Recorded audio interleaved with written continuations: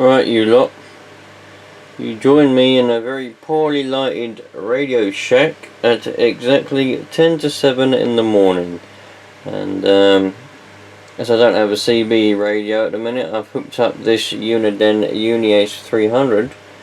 Very nice radio. It's in mint condition. It's one of my pride and joys. But there we go.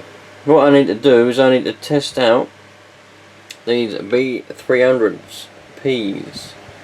I took them to work last night and hooked them up in the van, but I couldn't get any power out of them. These are supposed to be fully working, and I believe they were, you know, but there's probably been some damage in transit or something like that, you know, coming from Kevin to me. I don't know, they were just chucked in a bag. I don't know what's happened with them, but anyway, I'm hoping it's just because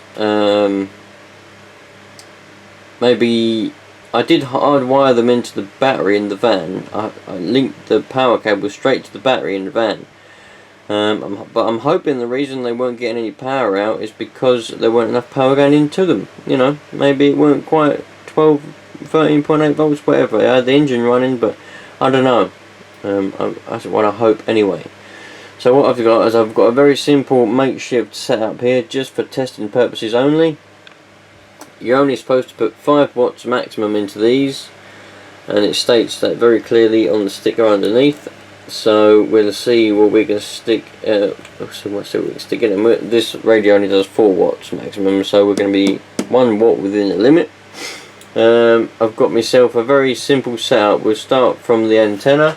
That goes from the antenna switch all the way down into this power SWR meter, which I know works. It's on the 10 watt scale at the minute, so that we can measure the amount of power coming from the radio. Yeah, simple as that. And then it comes out just with makeshift patch leads at the minute, quite long, but you know, it won't make much difference, just for testing purposes. Into the amp, and we go out of the amp into the back of the radio. Job done.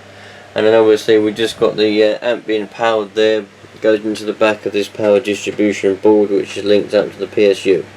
So we can see how many amps as well. This PSU's got an amp meter, so we can see how many amps that the linear is going to be taking. So first thing we need to do is we've got the amp turned off, and we just need to see to make sure that everything's hunky-dory with the radio, which I know the radio is fine. So we've got the old microphone now, and we're going to key up. Well, I can see there for a start we've got an issue somewhere, because we're not even getting half a watt, and the radio is not keying up at all. That keys, but the radio isn't. So I know there's a problem somewhere. I'm just going to check on my patch leads to make sure everything's hunky-dory there, and then if not, I know the amp's got a problem. Right, I've checked all the patch leads with the old multimeter there. All the patch leads are perfectly fine, so I reckon this amp's got a problem. But what we'll do, just for brief testing purposes, we'll turn it on, and it's on setting 1 at the minute. Setting 1. 4 watts should be going in, and we'll see what's going to be coming out. Not even 1 watt. It's about 0.8 of a watt, and the amp, you hear it, it is keying. So we have a serious problem somewhere. So just to make sure the radio is functioning fine without the amp, I will take the amp out of line completely.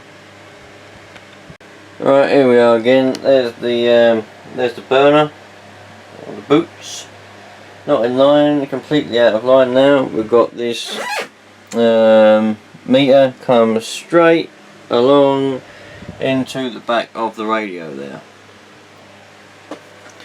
So let's see what we can find. Well, straight away I can see, according to the radio meter, we're doing, well, that says 2 watts.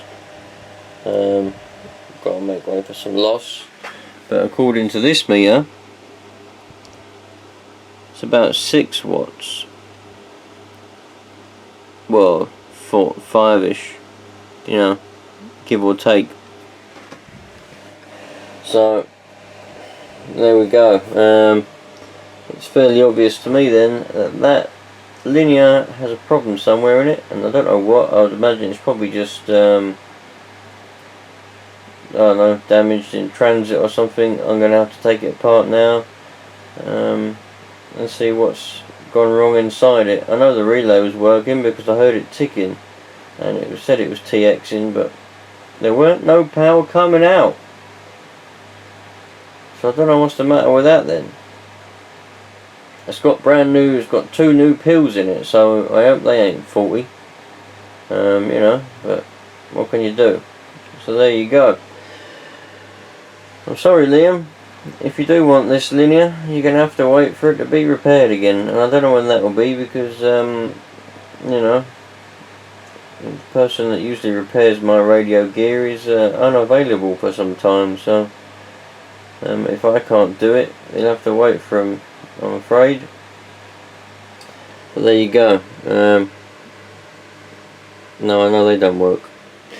I have to go and test the other radios now. I've got all the other radios to test. Look, all them in that box down there all need to be tested. So I'm going to go and do that now, I think.